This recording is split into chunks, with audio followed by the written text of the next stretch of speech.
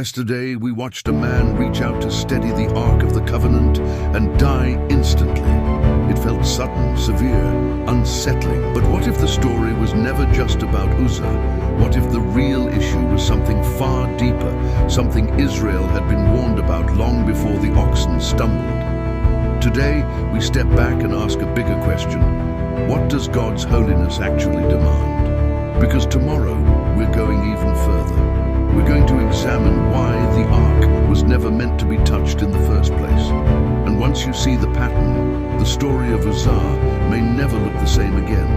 A celebration fills the air. Music echoes across the hills. The Ark of the Covenant is moving again. Israel rejoices. David dances. But within moments, joy becomes silence. A man stretches out his hand. He touches the Ark. And he dies. Was that moment truly sudden? Or had the warning already been spoken long before the oxen stumbled? What if the story of Uzzah did not begin in 2 Samuel at all? What if its roots lie in instructions given generations earlier? Why does Numbers chapter 4 repeatedly warn, lest they die? Why were specific men assigned to carry the holy things? Why were they forbidden to touch them? Why were they not even allowed to see certain objects uncovered? What does it mean for something to be called most holy? Is holiness symbolic, or is it guarded by clear boundaries? Why did the Ark have rings and poles permanently attached to it? Why was it to be carried on shoulders rather than transported like common cargo? Why did the law emphasize covering the holy objects before moving them? Why was direct contact forbidden? Why was death the stated consequence? And when we arrive at 2 Samuel 6, are we witnessing an unexpected act of judgment or the unfolding of a command already given? Was Uzzah's action instinctive? Was it protective? Or was it a crossing of a line defined long before that day? Why does the text say the anger of the Lord was kindled? What does that reveal about consistency in divine holiness? If the Ark represented the presence of the Lord among his people, what did that presence demand? Was the silence that followed merely shock or recognition? Before we draw conclusions, we must return to the wilderness, because the story of that outstretched hand may not begin at the threshing floor. It may begin with instructions spoken at Sinai. 2 Samuel chapter 6 opens with deliberate movement. David gathers 30,000 chosen men of Israel. The text does not describe a private relocation. It presents a national moment. The Ark of God, identified as the Ark, which is called by the name of the Lord of hosts, who sits enthroned on the cherubim, is being brought from the house of Abinadab. The Ark is placed on a new cart. Uzzah and Ahio guide it. David and all the house of Israel celebrate before the Lord with instruments, songs, and visible joy. The text emphasizes that the celebration is directed before the Lord. The intention appears reverent. The atmosphere is filled with music and movement. Then the procession reaches the threshing floor of Nacon. The oxen stumble. The Ark shifts. Uzzah reaches out his hand to the Ark of God and takes hold of it because the oxen nearly upset it. The narrative is brief. There is no extended dialogue, no recorded warning in that moment, no visible hesitation. Then comes the statement, "The anger of the Lord was kindled against Uzzah, and God struck him down there because of his error, and he died there beside the Ark of God." The word error stands at the center of the event. The text does not elaborate further in that verse. It records the action and the consequence, but 2 Samuel 6 does not exist in isolation. Generations earlier, Numbers chapter 4 recorded instructions concerning the transportation of the holy objects of the tabernacle. The sons of Kohath were assigned to carry the most holy things when the camp set out. The ark, along with other sacred objects, was to be covered by Aaron and his sons before being moved. The text in Numbers is precise. After the holy things were covered, the sons of Kohath were to come and carry them, but they were not to touch the holy things, lest they die. The warning is explicit. They were not to touch. The consequence was death. Numbers 4 also describes layers of covering placed over the ark before transport. The holy objects were to be concealed, wrapped, protected from direct exposure. Only after this preparation were the Kohathites permitted to approach and carry them by means of poles. The ark was not to be handled directly. The law had defined boundaries. When we return to 2 Samuel 6, we observe a cart transporting the ark. The text states it was new. It does not state that this method was commanded. It simply records the action. The ark shifts. Uzzah touches it. He dies. The mystery emerges from the tension between celebration and command. Was the death sudden, or was it connected to instructions already revealed? Was the issue the stumble or the contact? Was the moment about instinct or about crossing a boundary clearly stated in Numbers 4? 2 Samuel 6 presents the event. Numbers 4 presents the instruction. The connection between them forms the center of the mystery. To understand what happened at the threshing floor, we must examine what was written in the wilderness. Because the question is no longer simply, why did Uzzah die? The deeper question is, what does holiness require when God has already spoken? 2 Samuel 6 is situated within the narrative of David's reign over Israel. The chapter follows David's consolidation of political authority. Jerusalem has been established as the city of David. The kingdom is stabilizing, but one significant element remains outside the capital: the Ark of God. The Ark had previously been brought to the house of Abinadab. The text of 2 Samuel 6 does not recount the earlier history in detail. It simply states that David arose and went with all the people who were with him to bring up the Ark of God from that house. The Ark is identified with reverent language. It is called by the name of the Lord of hosts, who sits enthroned on the cherubim. This description emphasizes divine association. The Ark is not described as a political symbol. It is connected to the Lord himself. The chapter records that the ark is set upon a new cart. The sons of Abinadab, Uzzah, and Ahio guide it. David and all Israel celebrate before the Lord with musical instruments. The setting is national, visible, and public. Numbers 4, by contrast, is situated in a different context. It belongs to the wilderness period of Israel's journey after the Exodus. The chapter records the duties assigned to the sons of Kohath among the Levites. When the camp prepared to move, the tabernacle and its holy objects were to be dismantled and transported according to specific instructions. The text describes a sequence. First, Aaron and his sons were to enter and cover the Ark of the Testimony with the veil of the screen. Over that, they were to place a covering of durable leather, and above that, a cloth of blue. Then they were to insert its poles.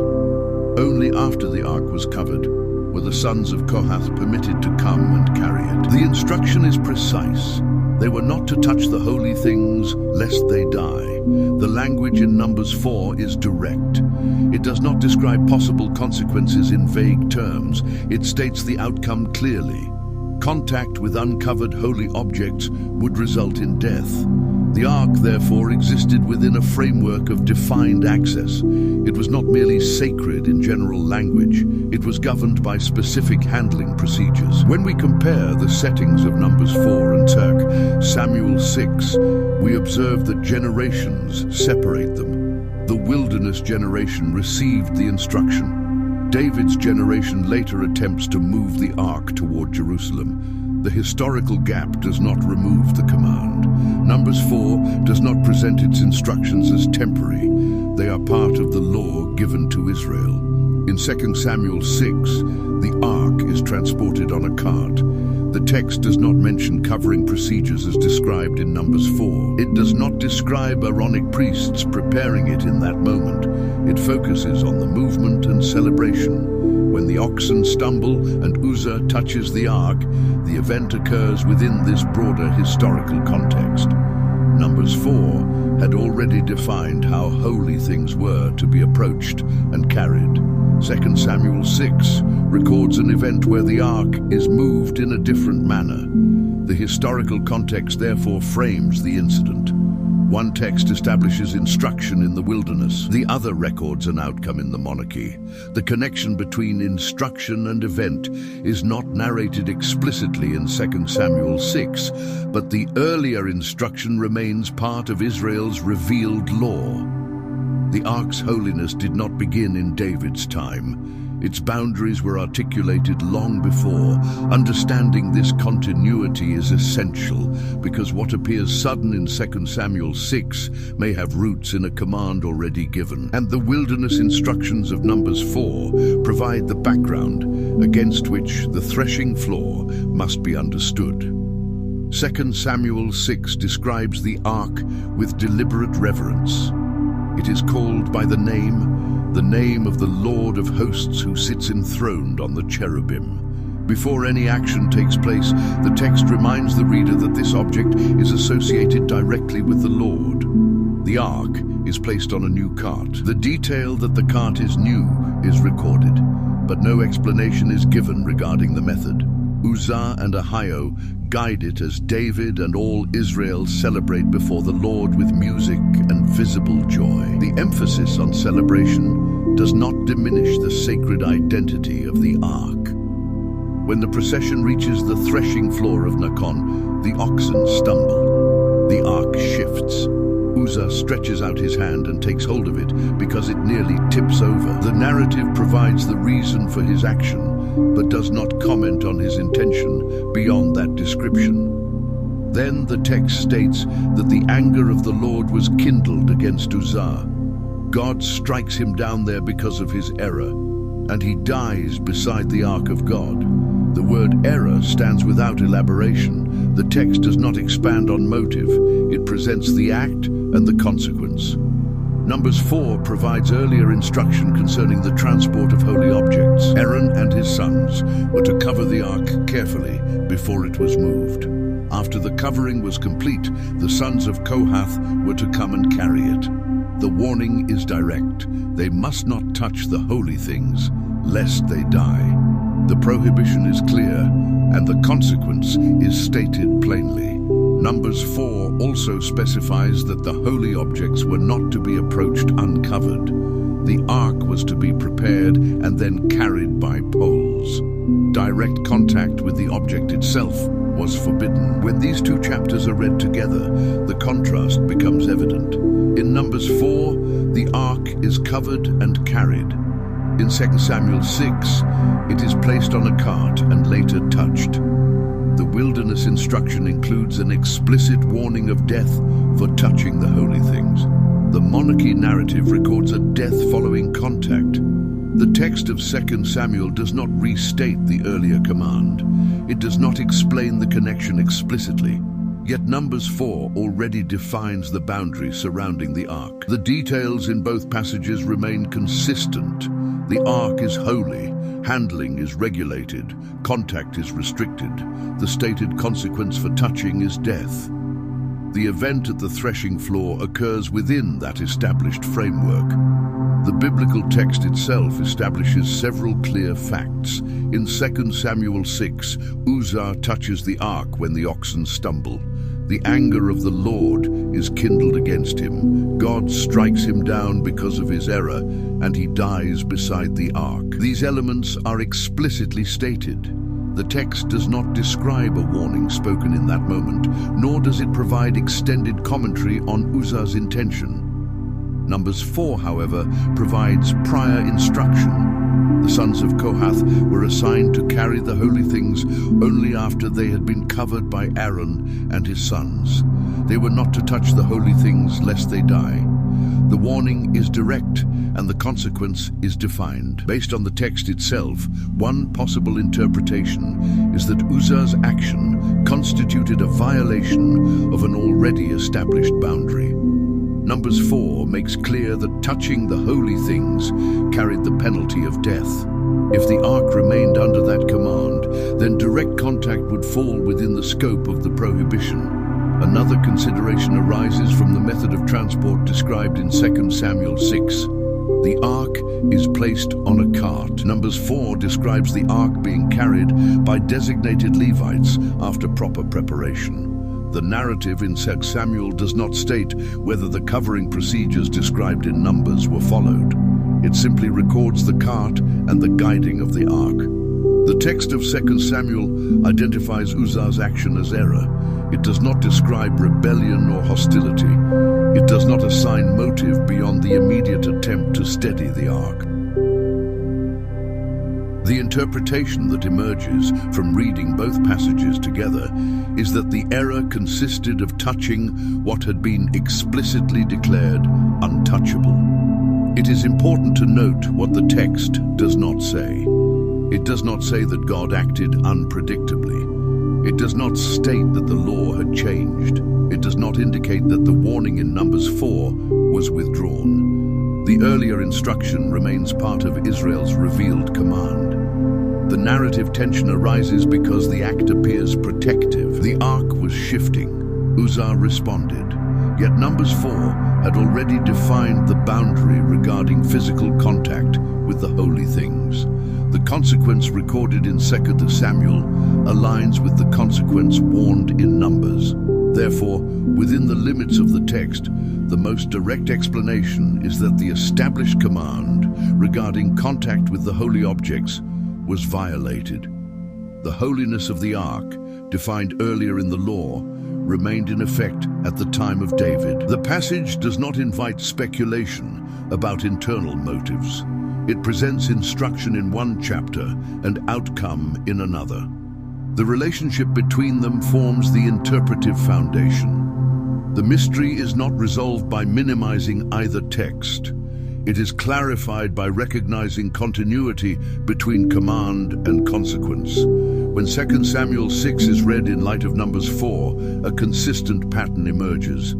The Ark of God is not merely an object of symbolic importance. It is identified with the name of the Lord. Its handling is regulated by explicit command. The boundary surrounding it is defined by instruction given in the law. Numbers 4 establishes that the holy things were to be covered before being carried. It also states plainly that those assigned to carry them were not to touch the holy things, lest they die. The consequence was not implied. It was stated. In 2 Samuel 6, Uzzah touches the ark when it appears unstable. The text identifies his action as error. The anger of the Lord is kindled, and he dies beside the ark. The event does not introduce a new principle. It reflects a command previously articulated. The implication, drawn directly from the continuity of these passages, is that divine holiness is not redefined by circumstance. The ark's sacred status in the wilderness remained its status in the monarchy. The passage does not suggest that celebration, urgency, or national enthusiasm suspended prior instruction. Another implication arises from David's reaction. He is described as angry and then afraid of the Lord. The procession stops. The ark does not immediately enter Jerusalem. The fear that follows the event suggests recognition of divine seriousness. The narrative presents holiness not as abstract theology, but as reality with consequence. Numbers 4 emphasizes distance and covering. The holy objects were to be concealed before transport. Direct contact was forbidden. The structure of the command communicates that proximity to holiness required mediation and obedience. In 2 Samuel 6, the ark is transported on a cart. The text does not describe the covering process at that moment. It focuses on movement and celebration. When contact occurs, death follows. The sequence mirrors the warning given in the wilderness. The reflection that emerges from these texts is not about severity detached from law. It is about consistency. The command in Numbers 4 and the consequence in 2 Samuel 6 align. The holiness of the Lord is presented as stable across generations. The event also demonstrates that intention does not replace instruction. The text states why Uzzah acted: because the oxen stumbled. Yet the existence of a reason does not alter the previously revealed boundary. Within these two chapters, holiness is defined not by human perception, but by divine command. The ark is holy because God designated it as such. The method of approach is governed by revealed instruction. The narrative does not resolve the tension by softening it. It preserves it. The ark later remains in the house of Obed-Edom, and the Lord blesses that household. The same presence associated with judgment is also associated with blessing. The difference, as presented in the text, lies in alignment with command. 2 Samuel 6 and Numbers 4 together reveal a central principle. When God defines boundaries concerning what is holy, those boundaries are not optional. They are integral to covenant life. The silence that followed Uzzah's death is not explained through extended commentary. The text allows the weight of the event to stand, and within the limits of these passages, that weight is tied directly to obedience in the presence of holiness. 2 Samuel 6 records a moment that feels sudden, a celebration, a stumble, a touch, a death. But Numbers 4 reminds us that the boundary had already been spoken. The ark was holy, it was to be covered, it was to be carried, it was not to be touched, and the consequence of touching was clearly stated. When Uzzah reached out his hand, the act did not create a new principle. It intersected with one that had already been defined. The text does not portray divine unpredictability, it portrays continuity. What was commanded in the wilderness remained binding in the monarchy.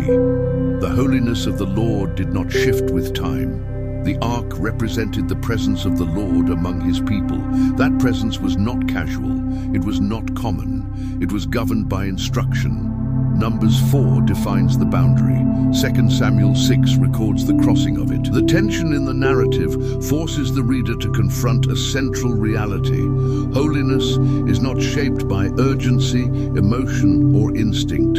It is defined by what God has spoken. The silence that followed Uzzah's death was not merely shock. It was the weight of realization. The law had already described what would happen if the holy things were touched. And yet, one question still presses forward. If the ark was never meant to be touched, why were the boundaries so strict? Why was even sight restricted? Why were layers of covering required before movement? Tomorrow, we step deeper into Numbers 4. We will examine why the ark was structured the way it was, why poles were inserted, why it was meant to be carried and never handled directly, and what that design reveals about proximity to divine holiness. Because the story of Uzzah does not end at the threshing floor. It points backward to instruction and forward to understanding. If this exploration helped you see the connection between command and consequence more clearly, consider continuing this journey with us. There are passages in Scripture that appear abrupt when isolated, but when read within their revealed framework, they form a consistent pattern. Tomorrow we continue, and the design of the ark itself may answer questions that the threshing floor left unresolved. Subscribe if you want to follow the full unfolding of this study, because sometimes the most difficult texts are the ones that reveal the clearest boundaries, and those boundaries matter.